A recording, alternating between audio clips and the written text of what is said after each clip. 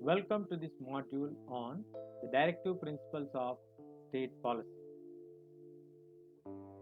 The makers of our constitution knew that independent India was going to face many challenges. So, they have issued certain guidelines. Foremost challenge was that to bring equality and well-being of all citizens. They also thought certain policy direction was required for handling these problems. These policy directions which are given to the governments are known as the directive principles of state policy.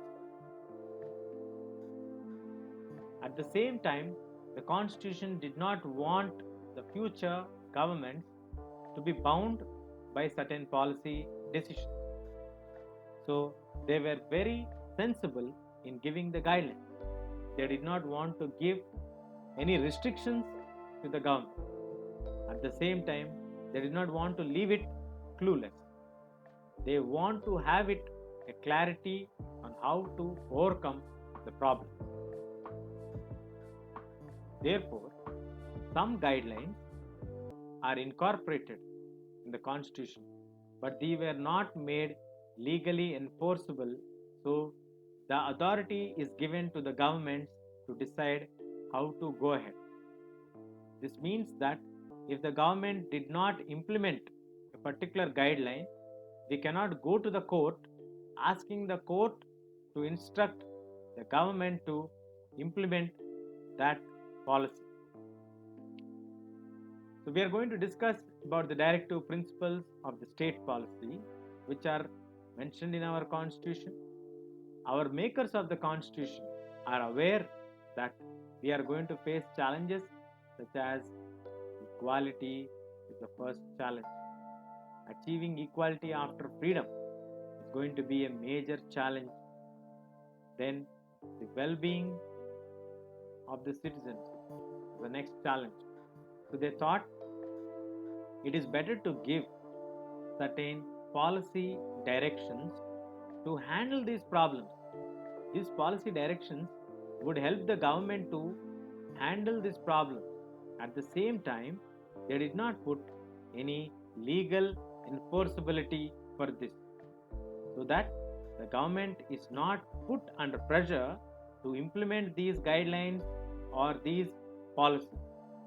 It is at the discretion of the government to implement them as per their feasibility. These policy guidelines which are given by the makers of the constitution to the future government are known as the directive principles of state policy.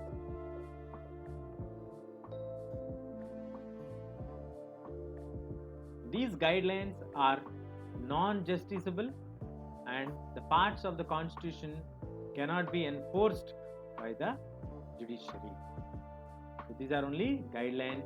You cannot force the governments to do the action. Those who framed our constitution thought that moral force behind the guidelines would ensure the government would take them seriously. Instead of putting them legally, they have forced them morally to take action on the guidelines which are given. Besides, they also expected that people would also hold the governments responsible for implementing these activities. So, morally, and people would look into the implementation of these guidelines. So, a separate list of policy guidelines is included in the constitution, and the list of these guidelines is called the directive principles of state policy. In short, we can write them as DPSP.